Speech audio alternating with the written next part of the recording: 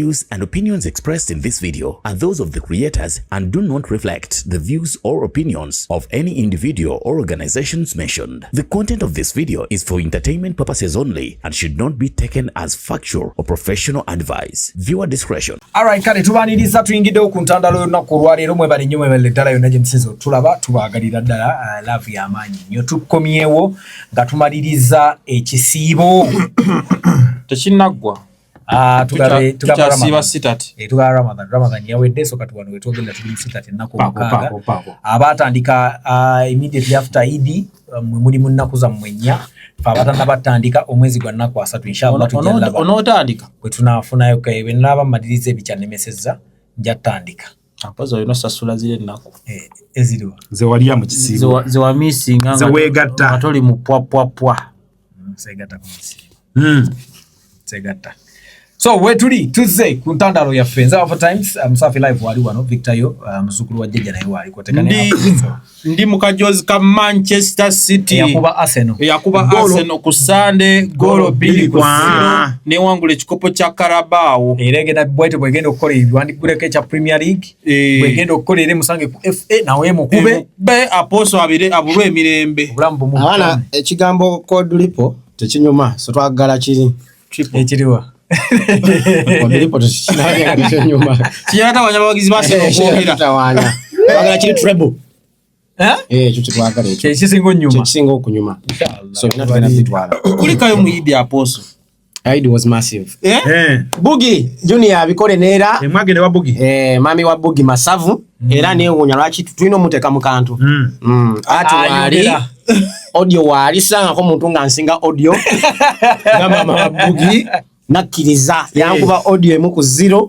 nenzikiriza era njaga tumulete mu kantu nation twatuuka okuvaayo sawa 12 aposo ngagamba nedda tujja tubeera nazo kyagala obeerayo mama anyumya bwakuwa kubokulya bwakubuza obukuseba kongera obwokunya bagire namugamba naye ekikulu byonna ngenda vaawo wano ng'otegedde omuko omutuufu yani so ebintu twabitandika man of the church Rozaidi ejja yeetaaga beerako mu Kampala ate neddeko ya bisolo anti niye ebisolo jujjukira kyeyagamba nti eriyo nayo waba tutudde eri bweruti kulya buli kolo ngenda sulayo so Bugi mukadde mutugambire tinze actually ndi freelancer kati so anytime ate omugambe n'enteekateeka zaffe nti mukagira ddala mu wiki singa 3 agenda tegeka nawe mukonga balina sande tugendeyo agenda tegeka endala massive nawulira ku bigambo by'omukadde lunaku lumu kwatiriza omukogo yali ayagala toliimu olaika wawulira yakuzaayo eri leero lulwo naye kwali kinaziwulira wankumenyeremu isoke gwamanye mukadde oyo yakala nnyo abantu nga musiraamu gwetofaayo aganya omuntu nga awali omukwano tewali kigaana anti batuuka kuzikirizigana gwetofaayo omanyi mwetemwaliyo mwetemwaliyo oli ready okukyusa eddiini olw'omwaka ate omukazi gwetofaayo ne bablaza aposo yaba meetinga bonna Bugi senior ne senior omulala mbagamba wendi ne sister gotalabangako twali naye kyekyasinga okukuba ku Bugi let's not have that. You major on minors. and forget the majors. Daku mulama gwa kantu tugende mu maaso. Aposo mbuza ko mwenna mu linnya lya Kitaffe Yesu Kristo. Amina. Abasiraamu abasobodde okusiiba. Amina. Abatasobodde kusiiba twongera obbasasira olw'ensonga ez'enjawulo.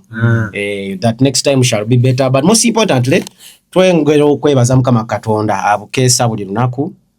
Each times nsiba ngamba abagoberezi ba Millennials for Christ nti buli lunaku lwobera n'omuko ogusanga ate toli mukomera kitegeeza nti Mukama Katonda chapter abatanakola ki kujiggala so kyalina opportunity buli lwobanga okyassa Katonda abakyalina kyakola mu bulamu. So I want to congratulate you nyongera n'okugumya nti leero wendi wano n'abayaaye bano twongera okunyumya ensonga ku art industry bonna bekikola obubi nti tujja wano tunyumya ku art ono tetulina kyakukola kuba abasigalamu abatono ab'omugaso tuli batono yefe tuli bakulu bato so checho so we'll come here and have real conversations now abantu bongedde twagala kyendabye dona abejjonkezi nabo beyongere nabe kali kankubulira ko zene sonti ye Godfather wange nange yangamba nge kintu kimu aposo obanga olina kyokola nga tewali akulwanyisa kitegeza nti okyokola kituufu. You're doing nothing. Innocent Nahawe. Yes, Dr. Innocent Nahawe, the doctor of small animals. Big up on yourself. Godfather. Godfather Small of small animals. He's a veterinary doctor. Aya bidanda bali. Yabirabira. Anti yangamba lumu Dr. Innocent oyo enkoko yagenda n'akola enkoko manye kaso mugamba nti kino kikola nga akibuukira. Nga guyanga go tunudde. No, I'm saying good stuff. Dr. Innocent Nahawe nga agenda alunda enkoko. Enkoko za saloli. Zona zafa. Naye n'abeerawo ne sinagamba nti bannange zatuka ne zirwana nga siwa zijjanjaba. Kuba ebiseera bye baali basomesa okujjanjaba enkoko nali ntolose emakere nga nze ngenze kunywa waragi. Yali musajja wa waragi nnyo. No.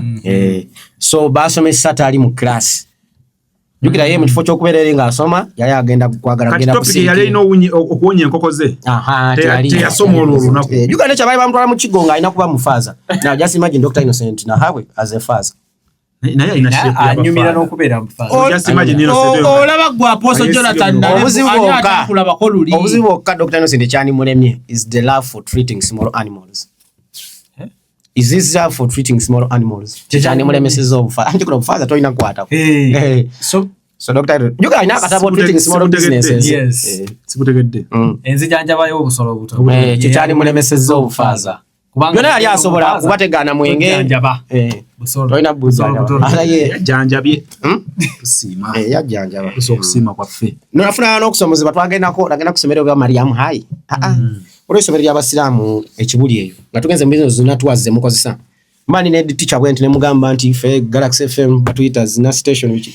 Nagamba zina mu busiraamu tekikkirizibwa. Ate kuyagala kungamba nti oyitaano zina station.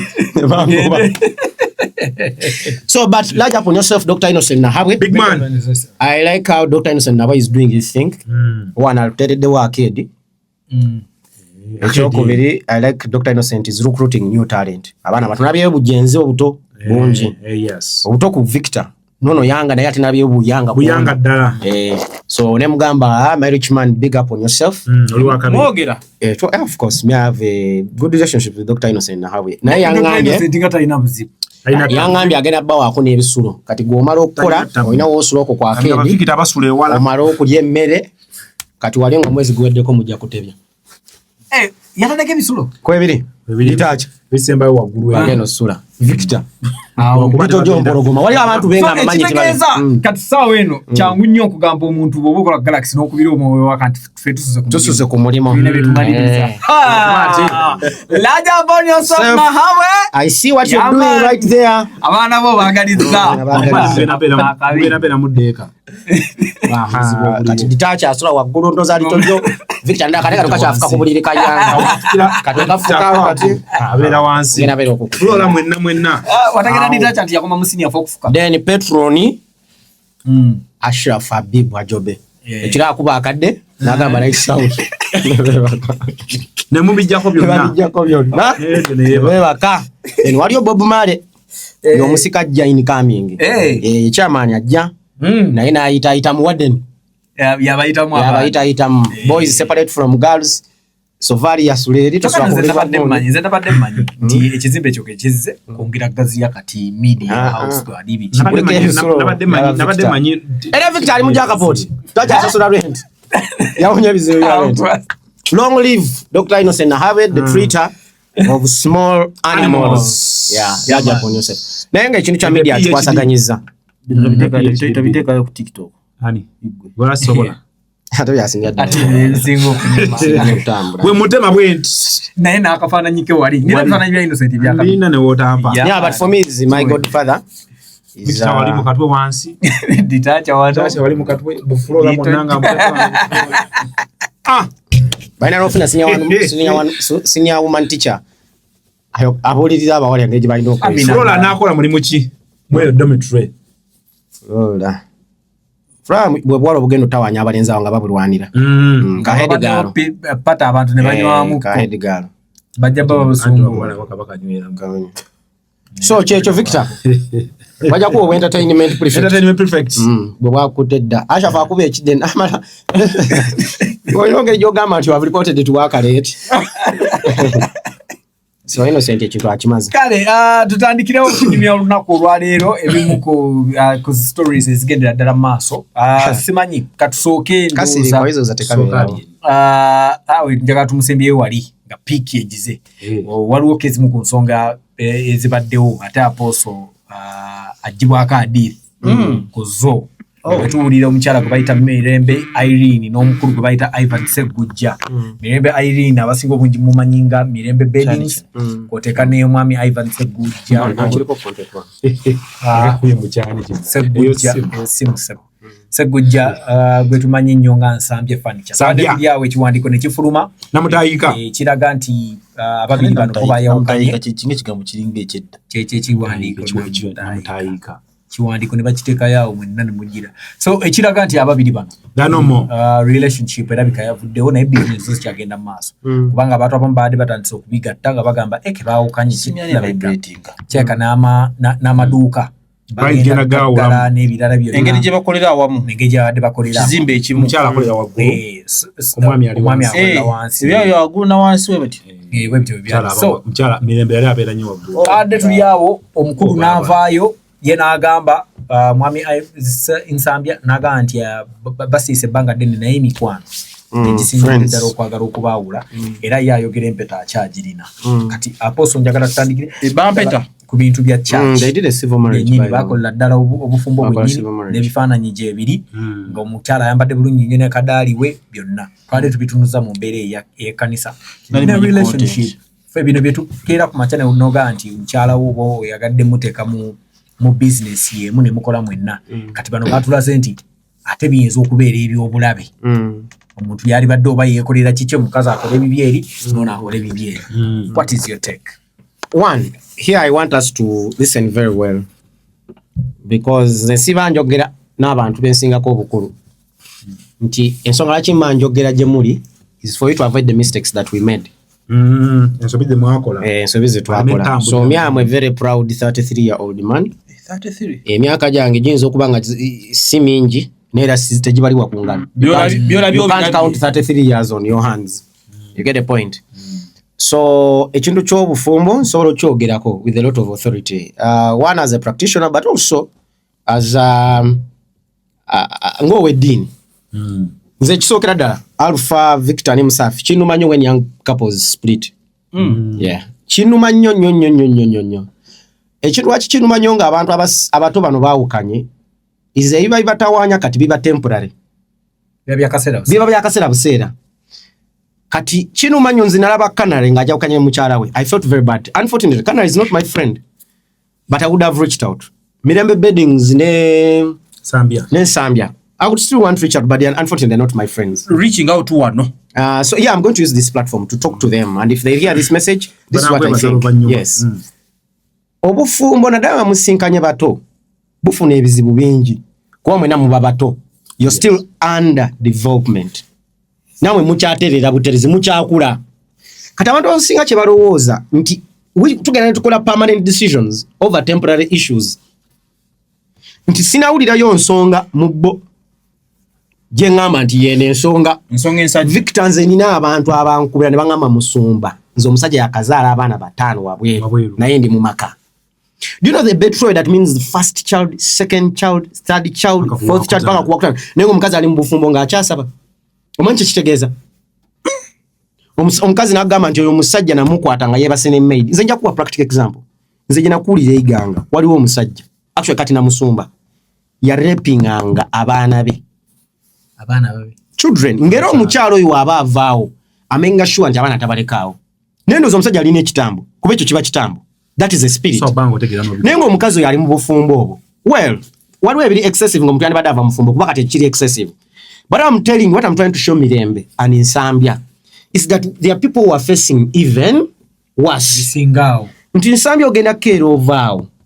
Mirembe ogenda keero ovaawo. Naye osanga omusajja ng'oli takuba batuma mutume. Akubanga ali sponsored. Okay, no gwe mu Alpha. Akutuuze wansi, akutuuleko amenye embiriizi. Naye ng'obadde ne Nsambya akusindika. I am not saying I promote violence. But I'm only saying the worst could have happened. Ojja sanga omusajja ng'olina omusajja ng'akwagala ng'akola bira byagala. Okeera osange ng'ali ebisiike. Nga musajja wa musoke nenga muri mu maka the worst can happen ngate nawo ogendera mu kati Mirembe and the man ndabanga abana abatonze nze mbadde mbagoberera ngena mbagala ngeje bali abato ekyaka bekyesimu kati baza na myaka 3 they are doing business together bayina n'ekitambula they can make a lot of money. Yes, true. We can discuss financial literacy for them. We can discuss tax policies. We can discuss tax waivers. We can discuss how to expand and go to other markets with their business. There is a huge opportunity. Nenga bwe kugambye bakwata temporary issues nezima making okola permanent decision. Chibi nnyo. Nti nja kubulira Alpha nze ngeje mpisamu omukazi nga nine emyaka 26 sije ngeno muyisamu nga nine emyaka 3 era sije ngeno muyisamu nga nine emyaka 3 mu 5 nga bwe ngambe nti wetuba abato fena tuli mu kudevelopinga naye tugaana nti because Nalebo mpisiza bubi ku myaka 26 noza ne kwasa 5 bwagenda okukola ki nenga tujja tukula osogedde so sometimes waliwo okwemanya nsambi amanyi nti ayemiridde Mirembe amanyi nti ayemiridde bona bali ku social media mulimu eyo Mirembe mukyala mulungi nnyo osegedde muli naye alina banja bamugamba nti maybe tusaanidde and let me tell you Mirembe there is no bigger enemy than someone who tells there is something better. Sometimes tulowooza nti buli ddoboozi erijja mu mutwe gwaffe Katonda yaba ayogedde naffe waliwo abantu bagamba nti Katonda ye yaŋŋamba naye gwe njagala okubuuza obyawula otya ekya Katonda n'ekya Sitaani. Sitaani ayogera of course that's why tukemebwa. You get it? No, what I'm trying to say is omuntu akera nava ku kintu because of the temporary challenges. Nze njagala kugamba nti teri ogenda genda watali bizibu yanga olaba n'abazadde abakuzaala olina obuzibu nabo sicho okera nogamba nze taata wano takoze eki tali kiriya wano maama tali kiriya ku mulimo gy'okola waliyo by'otaakaanya nabyo naye ekikusigazaayo ku mulimo is for the objective ebigendererwa okera n'otambula mu kkubo ng'enkuba ekukuba naye nogamba ngenda ku mulimo gwe lwakuba nkola ki nfunayo ssente. Njagala tubeere nga mu bufumbo nga tufokasinga ku nsonga enkulu eri mu bufumbo. Not because there will not be challenges. You're going to have conflict with your own parents. You'll have conflict with your own siblings. Naye tolina kulwali okede n'ogamba nti abo si baganda bange lwakuba olina conflict nabo. Unless it is extremely grave. Naye njagala n'ogamba nti Alpha ne bw'obeera wekka you'll still conflict with yourself. How? Alpha ojja kukera ogambe ngenda kwoza engoye ezenkya. Enkya lukera ogambe sigenda zoza nja kulooza enkeera. That means you've actually conflicted with yourself. Alpha, your opinion today will not be your opinion tomorrow. Because you have gathered new information. So nze abantu bonna kyemmanyi ate Mirembe njagala weewali nsanya njagala weewali nnyo omuntu ajja n'agamba tizaali tiimu eno ono ali tiimu eno abantu nga bali mu kulwana obufumbo tewalina bbaawo tiimu ekigendererwa kirina bbaawo ekya reconciliation. If I am to meet Mirembe today, if I am meeting Nsambya today, I would tell them one message: work it out. Because tewali mutagenda bisa muri bato nnyo. There is a lot you actually don't know. Talk is and people can move on and it's okay. People can move on. It is okay. And I will tell you Yanga, obufumbo kirabo. And I want to tell you guys, si buli omuntu agenda kufumbirwa. That's the problem the church has actually told you. Nti buli omuntu ateekeddwa okufumbirwa. Naye obufumbo kirabo. Victor olina kirabo ky'okulaba. Olina kirukulaba nti otuuse ku myaka. Wali abaana bazaalibwa nga baakazaala.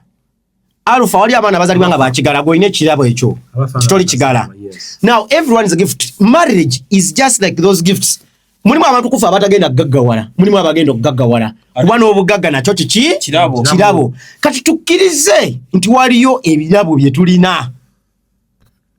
No waliwo n'ebirabo ebita. Just allow me this. Waliwo ebirabo ebita abantu batakola ki? Bye batalina. Ate banawe kankubulye teri muntu agenda mu geyeena. Lwakuba nti teyawasa. Naye ogenda mu geyeena ng'olemeddwa okukola by'oteekeddwa okukola ng'oli mu bufumbo. Naye ne mwakubadde obufumbo kirabo ng'ate buli omuntu ateekeddwa bufuna. Njagala tubeere kiriya. Tekitegeeza nti tebugenda beerawo na butasoomozebwa. Ebisoomooza. Nga bwe tuli mu life. Life is a gift. But life is full of challenges. Abantu bemulaba nga baselebrating emyaka 2 emyaka 3 mu bufumbo. Temumanyi kwesonyiwa kubadde awo. Temubajje kunyizaganya kubadde awo. Naye baakyuzinga nti si ebiri bisinga okubeera ki? Important. Ekisinga okubeera obukulu kyekiri ekitutwala mu maaso. Objective, main objective eri. Nga bwe kugambe tolekaawo omulimu gwo ne wakubadde omanyi nti wali eddogo. Tolekaawo omulimu gwo ne wakubadde tuyagala bosi wo naye ofa nnyo ku main objective. So bannange obufumbo kirabo such as life is, but we need to work on it. Obufumbo project. That's why babayita ba partners.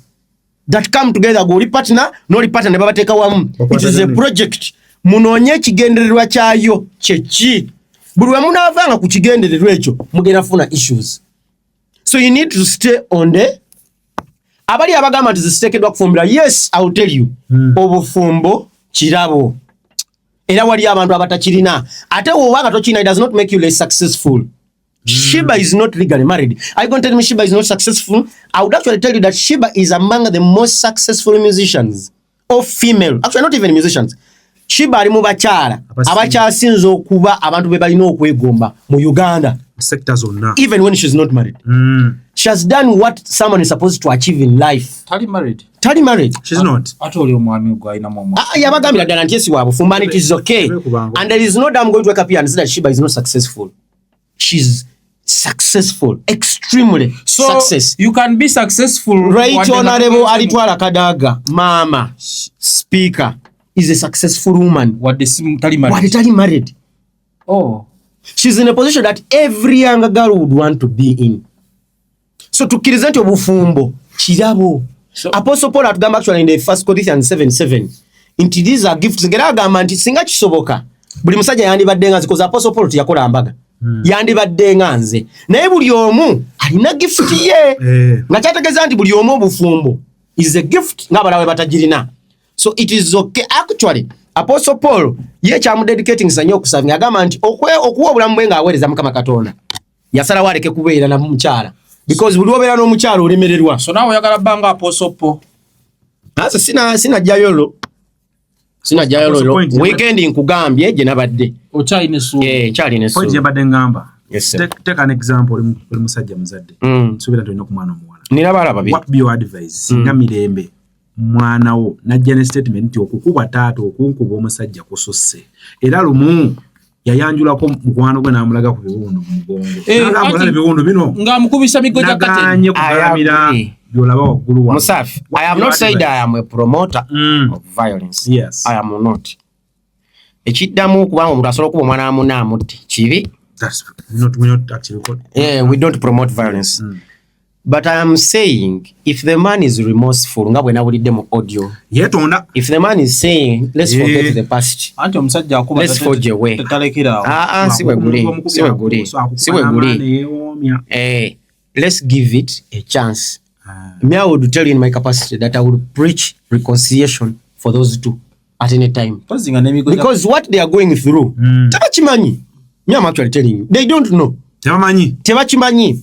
Bo balowooza ebiriwo kati ebiri temporary, ebiri permanent. Naye nga bijja kuvaawo. Kyekugambye nti osanga omuntu aba celebrating emyaka 3 obufumbo. Ojja sanga oli ng'akugamba nti tata munno yali akolanga bw'ati nga n'akamusinkana naye amala n'akola ki? Ate kati n'ekirala Mirembe Beddings alazeeko omusajja. Nti wensitabeerawo sino kyekiriwo kati omusajja ategedda. Omanyi sometimes ebintu binyoma kuba tuba tubirina. Naye nga webisitepinga wano kiba kirungi. So Mirembe, I would want you to sit with Nsambya. Mwetunulire face to face we muti nga abantu aba nga temuli mama nga temuli tata because nebe bali mutugamba they are choosing what to tell us. Naye abafumbo bamanyi ekibatawaanya. Kyasinze okumanya ekituufu. Right. Okitegedde? Abafumbo they only choose what to tell you. But for them the two they know. So I would want them to sit ngaba. Omusajja atunulire omukazi n'omukazi atunulire omusajja bwati. Why don't you where is the problem? Why don't you reach out to these two obatuze? Well, I'm using this platform. They are not my friend. But I would use this platform. But I know that there is a lot ahead for them that God has prepared ahead for them. If they can only be patient with one another. Nga tumaliza point yeno take home is a change them. Kiri nti marriage tesobola kulemesa kuba successful. Tesobola. Ekirala temporary challenge.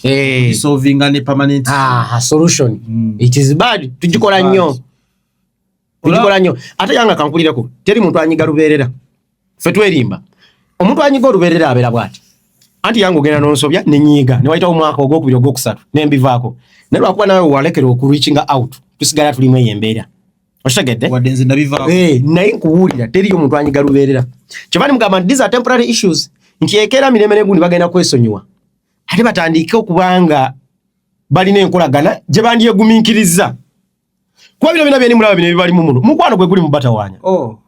Love. It's love that is disturbing these two. Na iba buliddwa abantu abatula nabo ne babera kande bagamba nti you what is disturbing me is love because when I see Nsambya mukwano kwe kuli mutawanya n'omukazi mukwano so nganze Kojja nandi badde ngamba bonna abatuza butuza njagala batuule nga beewadde obudaba nga temuli mu third party basoke boogere bagambe naye ekitugatta ki ati kyali mu audio yali tufuna no ng'omuwala agamba omukyala waba yali recordinga they did not sit anti omukazi agamba nti kati bali bavuddewo abaliwa mu audio gy'owulire yalengeza actually by the way bali bavuddewo I would be a perfect counselor for those people.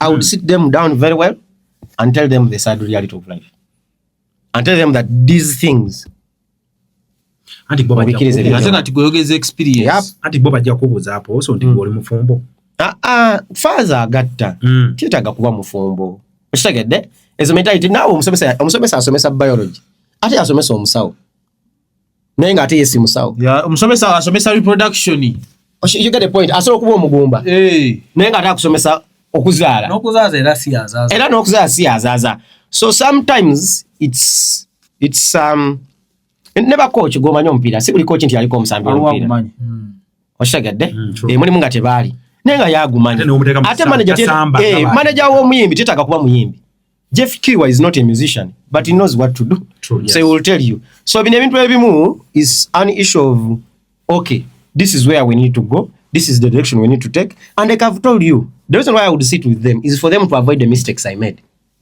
Oba you get my point? I hear you. Bagambe nti bannange ekituufu kye kino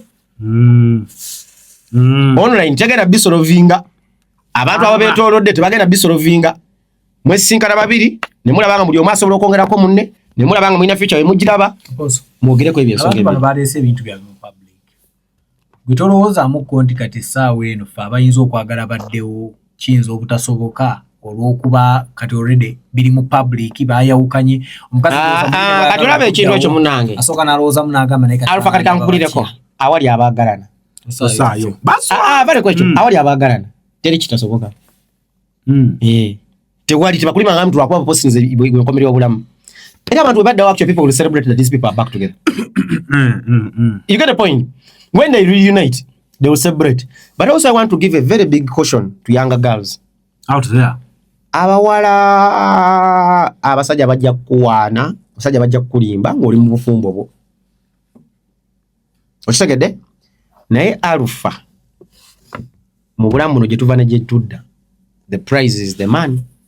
Ekyobugagga ku nsi musajja sikyogera lwakuba ni musajja yamwe father to 2 daughters but ekyobugagga ku nsi kuyitibwa mukyala gundi nti omukyala gwe bayita Zali teri wana amusinga bulungi nze ngamana abala abaliyo kati abeefula abakabi teri amusinga Zali bwakabi mubona abala abali mutawanya kati ekampanya njagala nkwatireyo omwalo omu yangana Zali kisitu okitegedde naye ngenda kuga ngenda kugamba ekintu kimu nti newe byava byonna kuba Zali tali musajja gwatalabye wakabi yamaliza yenoonyeza omusajja ayitibwe mukyala lutaya even when they knew that they will not have children together because ngo wawuli audio lutaya yagamba nti janti banyo mukazi tasobola kunzalira. You get the point? The prize is the man.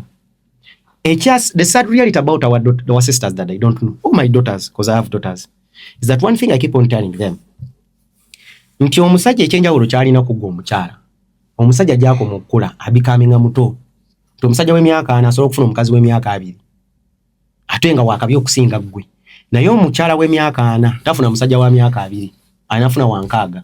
Right now Franka Gashumba yafuna omwana omuto mutone ku mwala we myaka 26 mutone ku mwala we yamuzalidde omwana naye ate omukyala w'emyaka 6 bwe bamusanga n'omusajja w'emyaka 2 zivuga. So omusajja ono bwe kimanye nti obulamu bwo buba bukyali all the time. Ngenda kuwa koze no nali nywana n'abaana ndi wali office nabo bajenzi ne bagamba kati Bob Wine is 44 years ne Bob Wine so gamba nti musajja mukulu taso afuna mukazi wa myaka 25 ngenda ko sa president wange taso afuna mwaka wa 25 nani batulamu ne babondinga kisubuka. So njagala bwana bakimanye nti je buva ne je budda the prize is the what is the man. Oli omusajja omukyala hali etusanyo yakiyimba dda yayimbanga ne Fred Sebata nti ensimbi n'omusajja n'omusajja tebigattika. Yes, nti byonna kizibu nnyo biwangula n'oba n'obufumbo bulungi nga te oli mukyala mugagga. Because gw'oyagala oleeta sente zo oziteeke mu bufumbo naye nga tesi kyekifuga kati ekirala kankulirako yanga bano abakyala basisa baffe beerabira ekintu kimu. Katonda yawa omukyala amaanyi mangi nti omukyala asobola ozaala president, asobola ozaala engineer, asobola ozaala doctor, asobola ozaala apooso. Maama nga yayimiridde wali naye abakazi baayirabira ne bakwata amaanyi ago Katonda ge yabawa ate ne baagala bakole ebyabasajja banoonye ssente ng'abasajja ate bafuge amaka ng'abaki.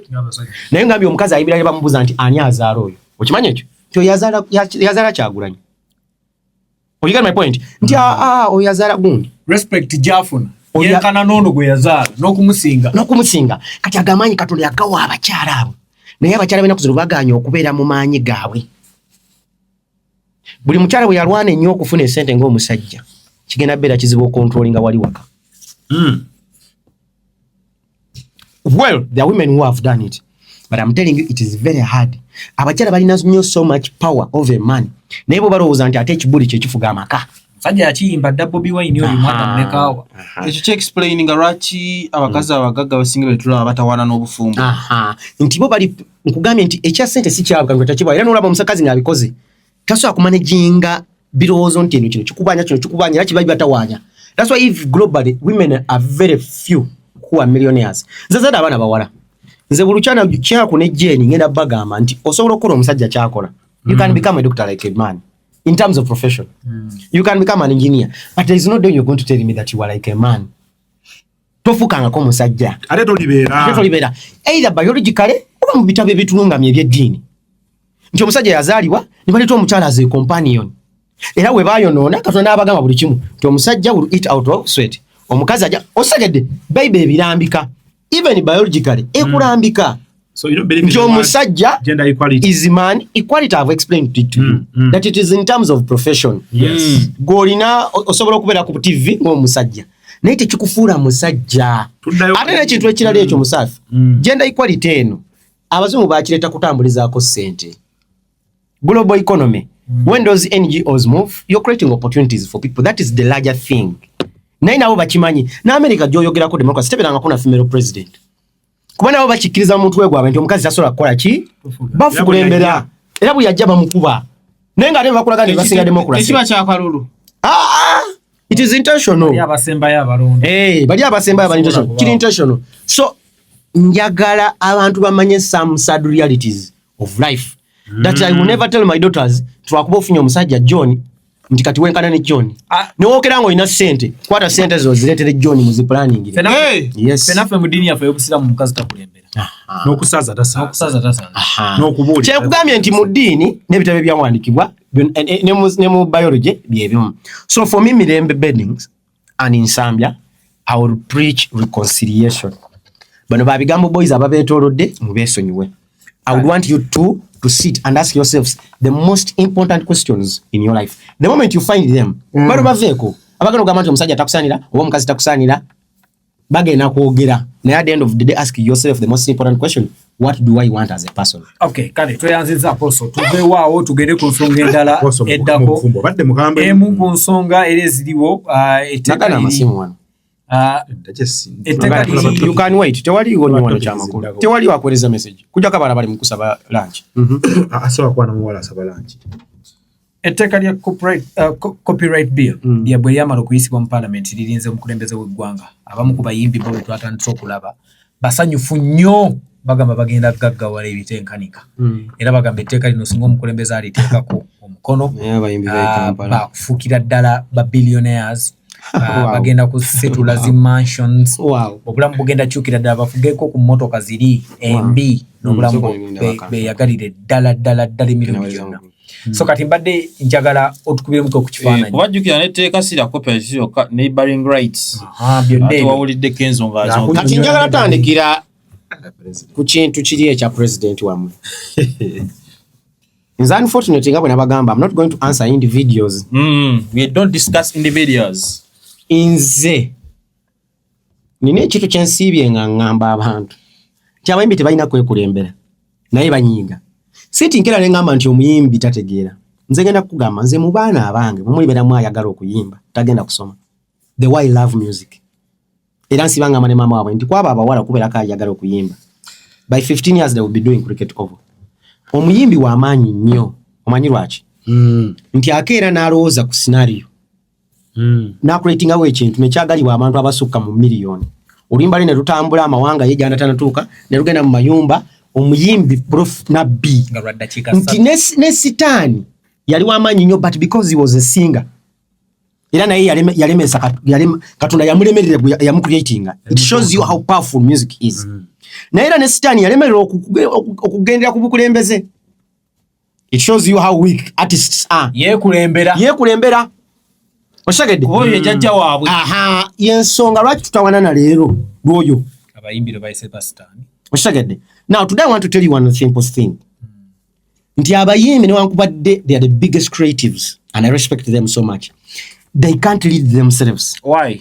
Ati ono njagala beremu business people to attract more business people to come into the business. You cannot have Kenzo heading artists. Eteka government ze yali pushinga. Litukeno okuba nti ligenze mu parliament. Eriyisizanga yo parliament as a bill. Nga n'omuntu yali kulembera tamanyi copyright and neighboring rights kitegeeza. Kitegeeza teriba lirye. He was a puppet. He was used. He was a kasa. Kitegeeza tabimanyi. Kasa ke kanu kalieka ara akabera ku computer. Mouse. Yes. Utambuza mouse. Mouse. Kitegeeza. Muide mouth. Again, I don't want to trivialize the conversation. Tugenda kudda wao katono. Njagala omuntu asitagenda nti tegeze teka siri ki? Siri because oli banga liryenga yali tabolinga. Nali developinga. Yani manzi kikuzaayo nti abayimbi tebalina kwekulembera. Omuntu yasoka kuteeka lino group yasoka yali ya Uganda Musicians Association. Wuma. Julius Chaze, Sylvester Chagulanye, His Excellency Bobby Wine, Sophie Gombya wowo bijjukira fa babaddewo. Batandika movement ne Jose Chameleone. Batandika movement nga bagenda mu mabaala. Nga baagala amabaala gatandikoza nya music wabwe. I think idea yatandika na Lafters tukolera meeting. Yatandikira wali awali villa katenda twagitanga Kayeni. Embozi wekola ki kwevira. Omuntu ayasoko kutebolinga etteeka lino yali Dr. Hilderman Chiyaga. Hilary Chiyaga. As much as he's a musician, he's someone who has gone back and studied law. He's an Nalebo. Bwe yali tebolinga lyabuukirwa Kenzo ne group ye. Kyali mugamba nti ekitegeeza etteeka siri kyo atalimanyi. Abayimbi tebateekeddwa kwekulembera. That's why ensobi ziri mukolebwa. Singa abayimbi leero tugenda tumitinga ne ba meetinga General Sale ne ba meetinga President Museveni nga tulina recordables nga 10 nga wala baziswa nzezo nga zina abayimbi 8 abakabi oshagedde we batula ne President Museveni baba discussing a business. This is what we are contributing to the GDP. This is our impact. This is how much we're employing people. This is our turnover. These are the barriers to our growth. These are the things that we would want you to soften for us to grow. But when you see artists, they're asking for money. Gwembulira yoko munsi, wonna gye tuvanije budda, ensinga erina sako. Wulira ko jaizinga complaining la sako. Wawulira de ko sako ngalimu asake ngalimu sako. Wawulira ko rema ngalimu sako. Baterera date beetaaga. Aha. So, kyeni mukugamba nti abayimbi tebateekeddwa kwekulembera. Ewe nalabye Kenzo are desisting from doing interviews all the time. Kenzo yaliko wano wakabiddano era binongera bigamba Kenzo because I love him. Yanga ndoza wali mpitu. Kenzo wano wabotoleranga ku BET. Kenzo twalwa ngomuleta kwa Amnesia. Nga Kenzo akugamba Nalebo because I was the head of marketing club Amnesia. Nga ngamba Nalebo nze sijja kubalanga musasuza byakunwa. The biggest night was campus night every Thursday. Nga kugamba nze bale likebyo okunywa tugule byokunywa nyingire sijikola. Kenzo mamujukira yali motivational speaker nga bajja ku stage tayimba ayogera bwogezi mubijukira. Twamuyitako ne ku gundi byaffe bya zine ebyo bya Galaxy nga tuli ku Lido. Kenzo nakwata mic n'abuli abulizi bantu n'avaawo. Kenzo nga niwaba yagala okulaba ompira ne bachalibe wakiri agenda ku Africana nga Kenzo n'ekitibwa kyalina mu bayimbi nga wabatukamu is a star. Kenzo nga talabika nga Kenzo is so rare. Nga Kenzo n'okujja obuzi ku kivulu kyo my friend. It was a problem. Everything deteriorated the day Kenzo woke up and not focused on the international scene and started wanting to get free money. And I will tell you to you again. Tewali yagagalide mu sente za kuwebwa. Chulanze sizagala. Tewali yo muyimbi agagalide mu sente za kuwebwa. Tazikoleredde. Kenzo might have been frustrated with the international scene because maybe he was not competent enough. 2, maybe he was not patient enough. Because that is also important. Nze nina bintu byamanyi Kenzo nga yateeka mu sente nze nja kugamba Jones oyo yanonyako Kenzo oyo nga mu omutwalo gumu ogwa dola agenda yimba Australia nga yakakola sitya losi nga tugenda kukola walisho ya katikati ya Kenzo. Kenzo nagamba nze siyimbira mitwalo 3 ya Australia. Ze milioni 10. Kenzo nazigana. Ila Kenzo yakola sente mu time eyo. But bwe yakera n'ayagala ennyingi ezisuseewo yagenda n'ava ku kiri. So kuddayo ku nsonga yo Alpha. 1, musicians should not lead themselves. Not because they are insufficient, not because they are not competent, but because leadership is not theirs. Nkugambye nti ne Sitaani eyakyasinza okuyimba yayagala yeefuge era bwe buzibu tuliko ku nsi. 2, copyright teriyo muyimbi gwegenda gaggawaza. Ekitawanya abayimbi baffe is financial literacy. Era ze ngamba abayimbi tibafunye omukisa nti bo sente bazifuna fa abamu tetunafuna muko ku sente. Nze nakunya ku example last week yokangezezaako goberera King Saha. Nali ku Davira nenda ba King Saha nga performinga ku Shades of Kampala soko teka ovira. Bwana mano okumulaba ku Davira ne musanga ku Idi Comedy Store. Na yimba ku Saturday. I mean we mara unaga na yimba ku bare ya gula we jinja. La Jori. Ku Saturday King Saha ngamba ko ne kamuli ina echifu that same day. Teka o kamuli. Then ne mulaba ne nankoma over the weekend. Ne mara ate ne mulaba ne Roast and Rhyme. Weekend Roast and Rhyme. Now let's just say a minimum tetota wanyanyo sente nga si nyingi. Tukole milioni 3 average times 6. Ze sene mekana go ku balance. Milioni 18. Ngenda kugamba teri yo musubuzi waba je balinga balina bintu bibakolamu ebiri special naye emilioni 18 zero afule 15. So King Saha akoze 15 in 3 days in 1 week okuva ku Lwakusatu paka ku Sunday wiki tewe ate nga nkubalire ku milioni 3 amusho waliwo ayimbire 5 5 it is okay 5 nga vira nze mugamba on average baze milioni meka 3 emilioni 13 mu week emu 18 kale katubale ntwongeremu ko omwezi ogugwerako agenda kuzida bolinga zino. So sente milioni saa zakoledde week emu zi milioni 18 ba CEO bazikolera mwezi 10 meka 5 10 meka. Now what disturbs us is one problem is artists just don't have financial literacy. Abayimbi beekipingirako abantu abatabayamba. Omuyimbi abeera mu group nga talina mu lawyer, talina mu MP, talina mu wealth manager, nga abantu abamuliko bamulyako buli gali.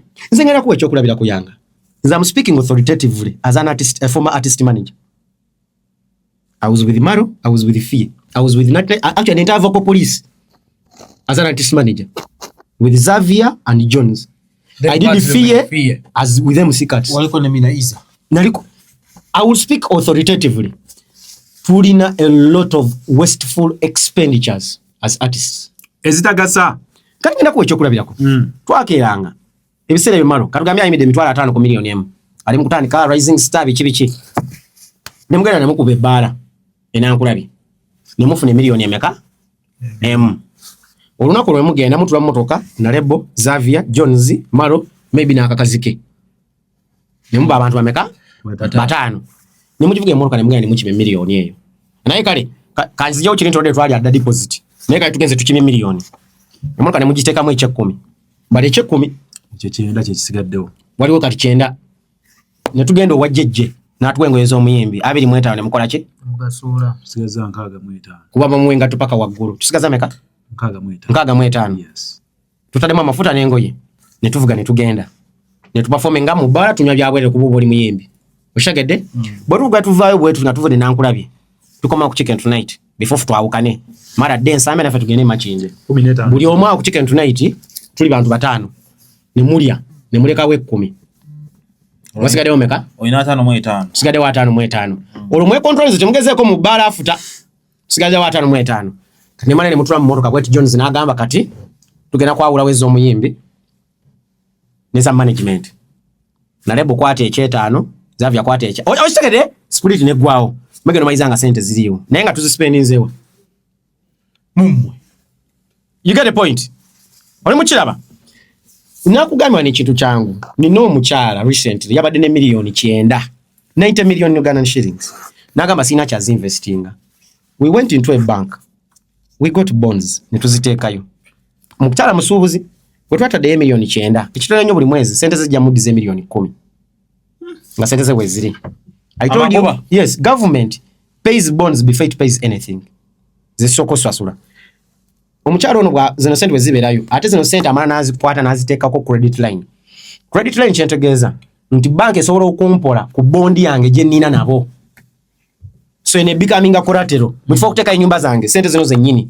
So no kyakola emiliyoni zino 9 zigenda muleetera emiliyoni 10 but still agenda zikozesa okwewola mu bank abagambe nti kale njagala ye emiliyoni 5 bamugambe nti kasa tumanyi nti olinayo ziri bonds ezigenda okula okitegedde.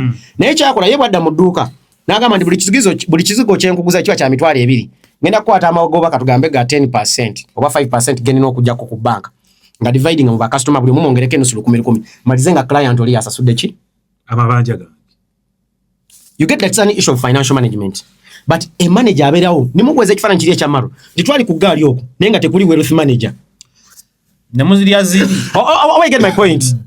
Bwe tugeze ne tusula kejjinja first and from yonder I share with you that thing. Abayimbi bafuna sente naye tebalina nti otunula ku gaali y'omuyimbi nga talinaako banka amubulira nga talina simu gyakera buli wiki nagamba nti buli wiki ntula ne lawyer wange ntula ne wealth manager ne tu planning how to make money. Lero mbadde ndaba ekiwandiiko. It is from Sonic Care Music Limited. Chigamba for many Chigamba live shows overtake streaming as music's biggest money maker. Streaming because ngenda kuwulira DJ Drake wali omulabye ko nga complain nti bamwadde sente zayagala. Wali olabye ko Snoop Dogg. Bona ba complain about Spotify giving them njave billion views naye bampadde emitwalo 3 n'aba Snoop Dogg. Yala complain about mutwalo nga ine billion views. Naye nga bamwadde billion emu. Chikulaga bino naye tours. Ndika right now nkya nembuza kamillion ina tour ki. Naye gwe nabadde nawe ngolaba Davido yesterday ngali mukulaga ina tour. Davido ina ne tour ya next year 2027. Right now I go to the website of onomwami omukongo Fali Pupa olabo batayina shows upcoming shows ne wano ino muyimbi ti legend ya Uganda tamanyi ndina concert yeru eri njate May njate December tamanyi kitegeza ali mu planning now but here they are telling you live shows overtake streaming as biggest money makers. Nagamba for many artists today streaming may deliver global visibility. Chekuyamba chikuwa abantu okumanya but touring that truly drives financial success.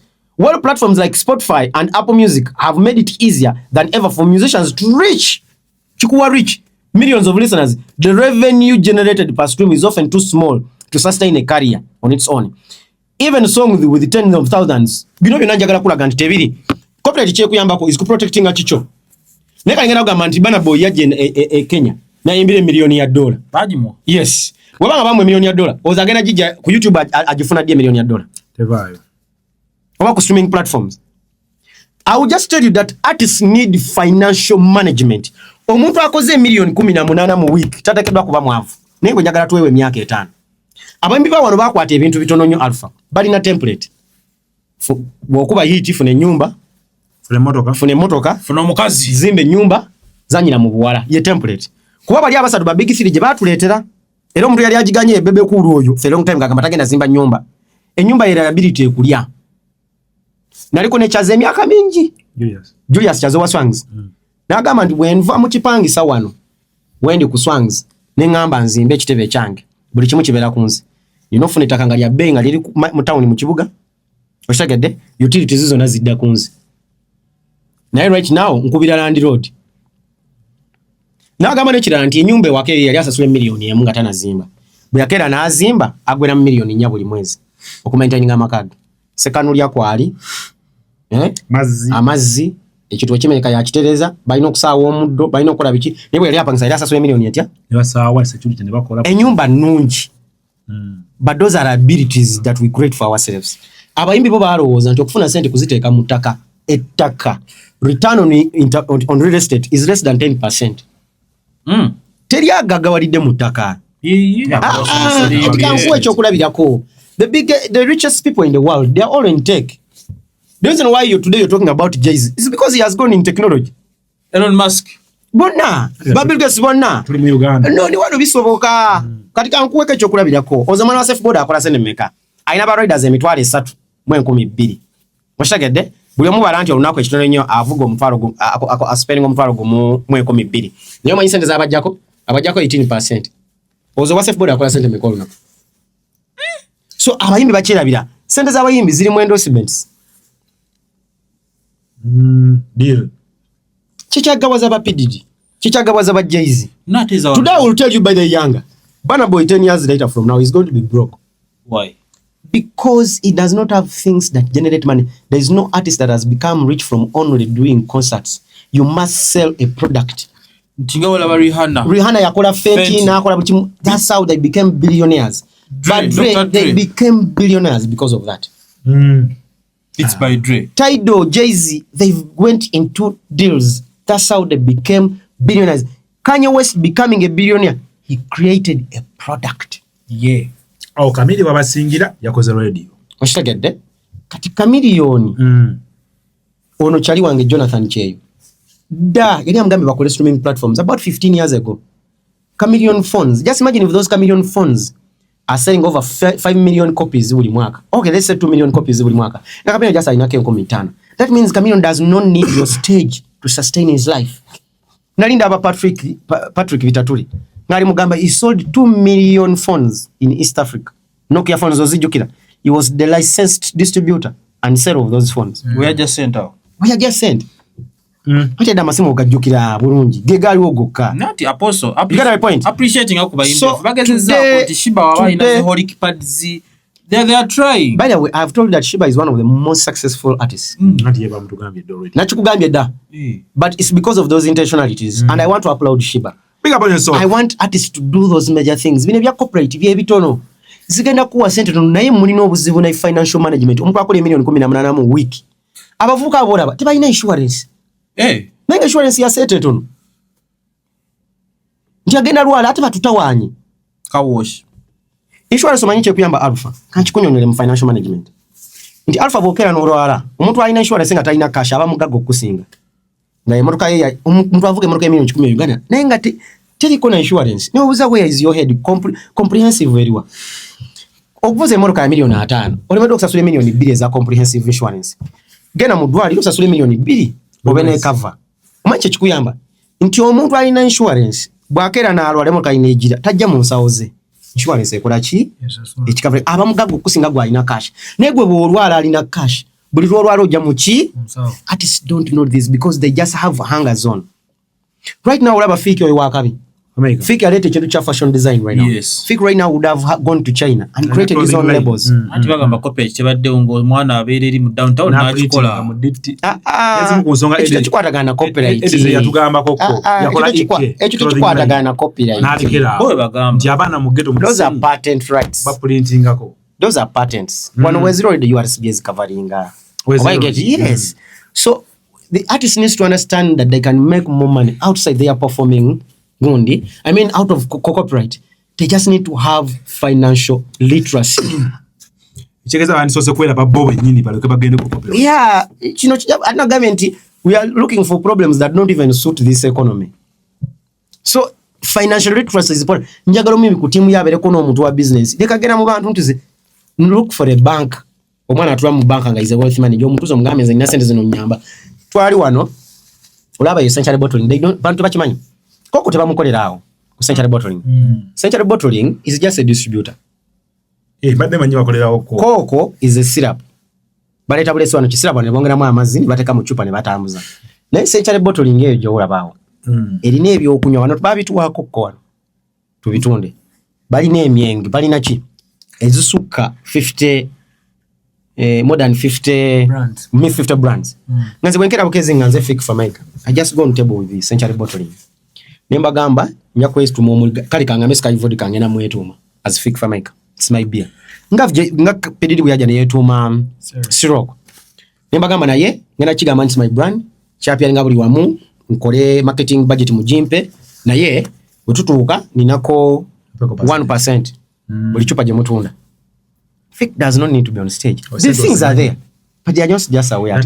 Abayimbi bakoze batyo okubeera n'abantu nga mmwe ku tiimu yaabwe. Andi kati batunyoma agenda gamba tikaneba akangamba ko kalina sente nate mbanoonya ate mudda kuno oshagede yekyagenda okugamba naye erabira nti ate Katonda kyeyamumma nze kiyampa Nalebo nange kiyampa kiyamumma kati tulina kwekwata as complimentary goods fiko mugambi agende ennamanve have you tried to get big talent sick gwonoonyeeyo Eddie omutuuze wansi mugambe Eddie okimanyi sigenze ku kati obuzibu bwe Uganda oli mumugambira wano abayimbi be Uganda kwemanya wano kikozeeko nina bangi benjogedde nabo naye obuzibu bwabwe kola ki kwemanya ntigambe agenda kumbuza nti ate gwe Nalebo nga tozirina naye nze nkugamba nze genda kugamba nze genda kugamba kintu kimu nti eyamuwa yeyanyima nange eyampa yeyamumma kati tulina kweyamba ne mwemalo getinga tutuuke ku kitwagala okitegedde so weewo yensonga lwaki ate kati genda kugamba nti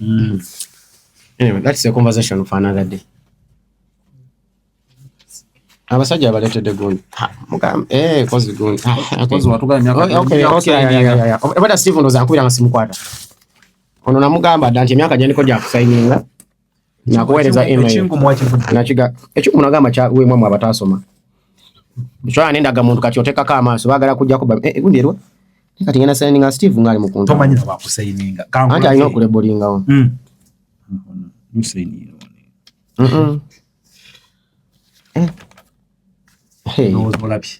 yabadde alina okulebolingawo tosuubira nti yanga we wano yabadde angambye awali red wanasainingawo sawali red lwa wano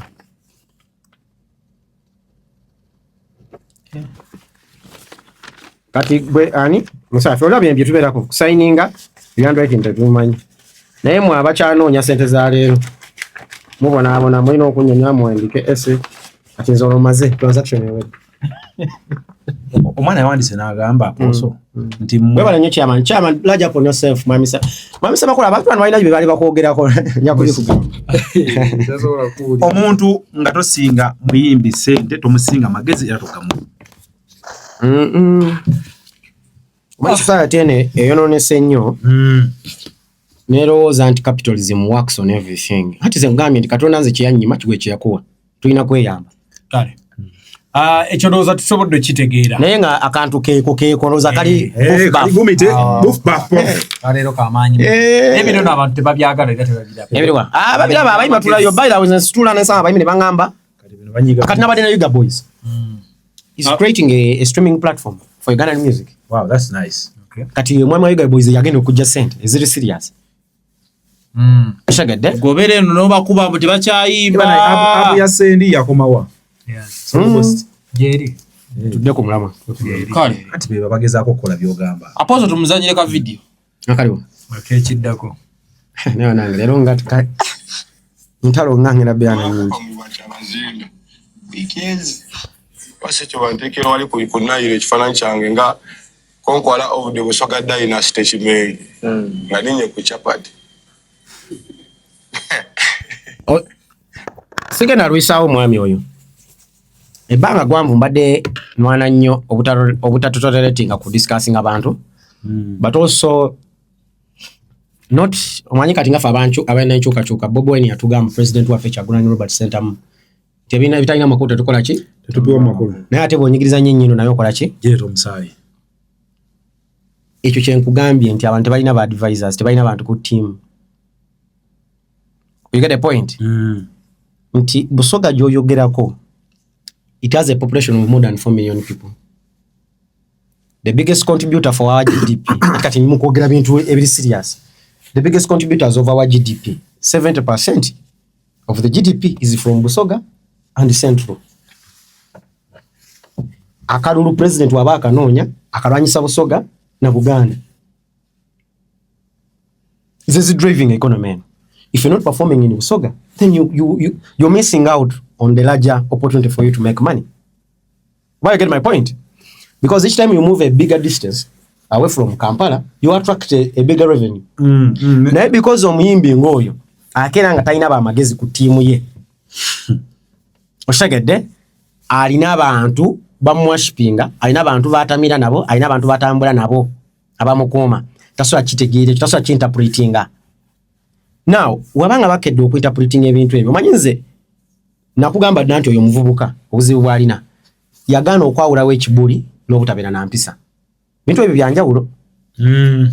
Aggressive and bad manners. Bobby Wine, Bebe Cool Chameleon, very very aggressive. They were not bad mannered. But they were not bad mannered people. Ono bwe yagiranga mu chopa oli anoonyayo ekisuulo oli. Ono bwe yagulanga emmotoka eno ono yakolanga eno.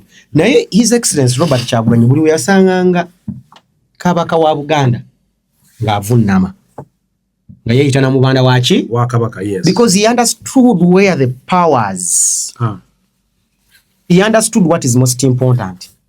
Nti niwe balina ekibuli tebalina mpisa ki mbi. Kati ono omuvubuka alina mpisa mbi. Era be abantu abavumaganya obutasoma. Naye nga si buli tasoma nti tategeera. Kuba tulabye abantu abatasoma nga bali extremely successful. Naye kati oyo bw'omulaba bintu bibiri.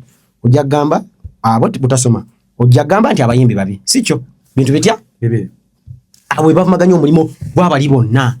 So Federation ya Kenzo has to call such people to order. And you cannot attack a whole institution of Busoga. You cannot call yourself the Chabazinga. That title is not self-appointed. It is gazetted for certain people and in hierarchy, inheritance. Nenga bwe nkugambye muvubuka aveyo buvi mulimo gwa mwegono gwa buyimbi teguli mu interview nagwire ekigoma nabeerawo ate ne mu entertaininga mwaba mu interviewinga abe nagulu. So what you are doing is you are promoting indiscipline in society. Just yakyogedde nga ali eyo nagulu naye siffe. Oshtegedde. N'omulala naye So akimujjamu. njagala kugamba ekintu kimu. Bad manners, you cannot thrive on bad manners. You can't. Empisa embi gwokera ogende mu ddwaliro olwane n'abasawo. Ne Bebe Cool Chameleon no bakole fijo tebatuuka kaawo. You get my point? Nekolo teyaliko. Tebatuuka anti kyeni mu kugamba. Amagye bagakera ne gakuba omuntu amagye gaani. If the army shoots you, what do we say? Era we are choose the president himself because he is the chief commander. Umanya alfa right now ngeri jowanga de nange bali manyite ebintu ebimukati ato bimanyi. Mbimanyi. Sagala obeko butanko pako. Commander in chief tumumanyi. Twende kigwawo. So UPDF de we shootinga. We ask President Museveni.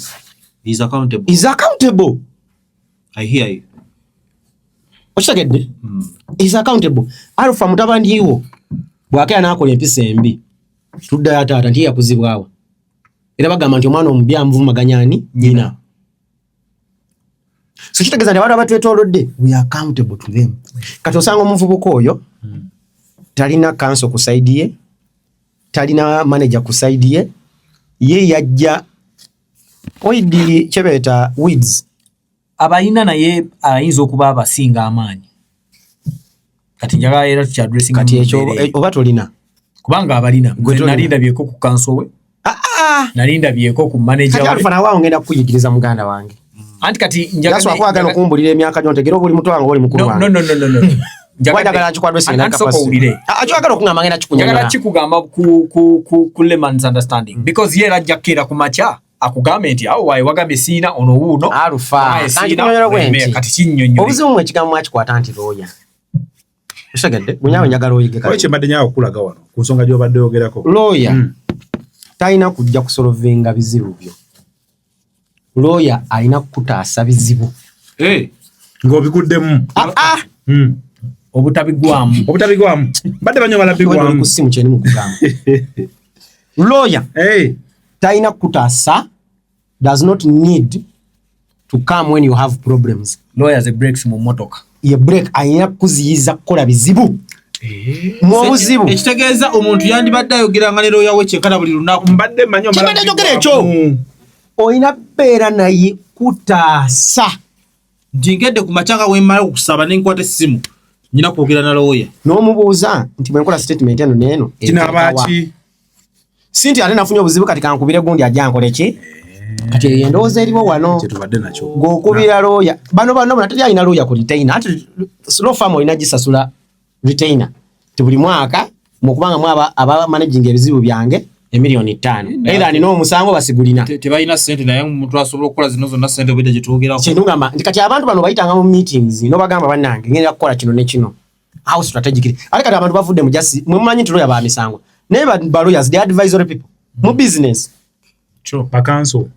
So balina beerawo before nze nkoleddeko kumpi n'omugaga w'ono Ken Kalisa andireke wamwe temwalina law farm otubeere Naggulu there is a whole law farm at Naggulu bobedi kye bakola mu office omwo kuyamba mugagga butakola financial mistakes kumu protecting before he makes those mistakes not when he has made them.